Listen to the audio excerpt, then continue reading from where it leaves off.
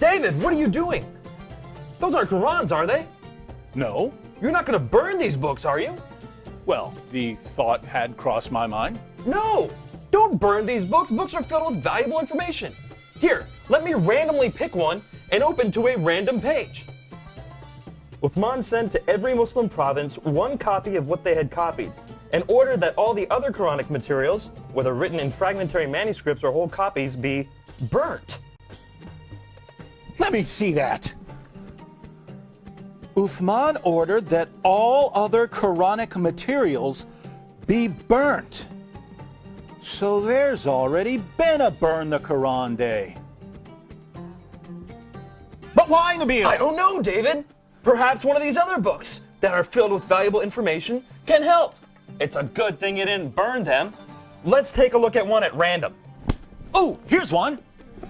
Sahih Muslim. Abu Musa al-Ashari sent for the reciters of Basra. They came to him and they were 300 in number. They recited the Quran and he said, "You are the best among the inhabitants of Basra, for you are the reciters among them. So continue to recite it. But bear in mind that your reciting for a long time may not harden your hearts, as were hardened the hearts of those before you." Good. Wow, it says they had their hearts hardened. Well, what happened next? Let's keep reading and find out. We used to recite a surah which resembled in length and severity to Surah Bara'at. I have, however, forgotten it, with the exception of this, which I remember out of it. If there were 2 valleys full of riches for the son of Adam, he would long for a 3rd valley, and nothing would fill the stomach of the son of Adam but dust. And we used to recite a surah which resembled one of the surahs of Musabihat, and I have forgotten it. So this is saying that 2 chapters of the Quran are missing because Muslims forgot them. Let me see that. You're right. This is saying that 2 entire chapters are missing because Muslims forgot them. Hey Nabil, look at this. Ubay was the best of us in the recitation of the Quran, yet we leave some of what he recites. Ubay says, "I have taken it from the mouth of Allah's messenger and will not leave it for anything whatever." Wasn't Ubay the best reciter of the Quran? Yes! And wasn't he one of the best 4 teachers of the Quran? Yes! But he says stuff in his Quran that is not in this Quran. Let me pick a random verse from this Quran and read it. Surah 33, verse 6. The Prophet is closer to the believers than their own selves, and his wives are their mothers. Oh look, here's a footnote. In some qira'as, like that of Ubay ibn Ka'b, occur also the words, "and he is a father of them." So Ubay, one of Muhammad's top teachers of the Quran, had words in his Quran that aren't in this Quran. But was he the top teacher of the Quran? Surely Zayd ibn Thabit, who put together the Quran we have today, was Muhammad's top Quran expert.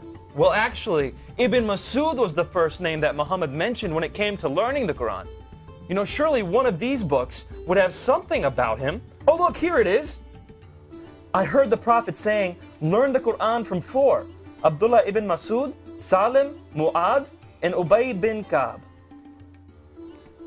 I wonder what Muhammad's top teacher of the Quran has to say about it. Let me pick up another one of these books at random. Here's one. The people had been guilty of deceit in the reading of the Quran. I like it better to read according to the recitation of him whom I love, more than that of Zayd ibn Thabit. Wow, according to that book you're holding, Muhammad's top teacher of the Quran is saying reading today's Quran is like being guilty of deceit. I wonder if any of these other books have something to say about it. Here, let me look at this one. Oh, there it is. O you Muslim people, avoid copying the Mus'haf in recitation of Zayd bin Thabit. By Allah, when I accepted Islam, he was but in the loins of a disbelieving man. And it was regarding this that Abdullah bin Masud said, "O people of Al-Iraq, keep the masahif that are with you and conceal them." So Muhammad's top teacher of the Quran says that today's version is deceptive and that we should avoid copying and reading it. But now I'm confused, Nabil. Muslims have always told me that the Quran has been perfectly preserved right down to the letter and that the evidence proves this. That's what I was always taught. I'm sure one of these books will tell us that the Quran was perfectly preserved. How about that one? Let's see. It was narrated that Aisha said, "The verse of stoning and of breastfeeding an adult 10 times was revealed, and the paper was with me under my pillow. When the Messenger of Allah died, we were preoccupied with his death, and a tame sheep came in and ate it?" The verse of stoning and the verse of breastfeeding? David, are these verses in the Quran? No! Then why not? Because Aisha's sheep ate them! David, we should read all these books and get to the bottom of this.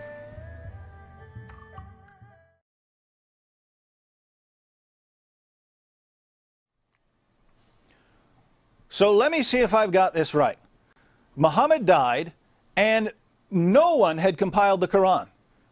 The people who had memorized large sections of the Quran were sent into battle by Abu Bakr, and they were slaughtered.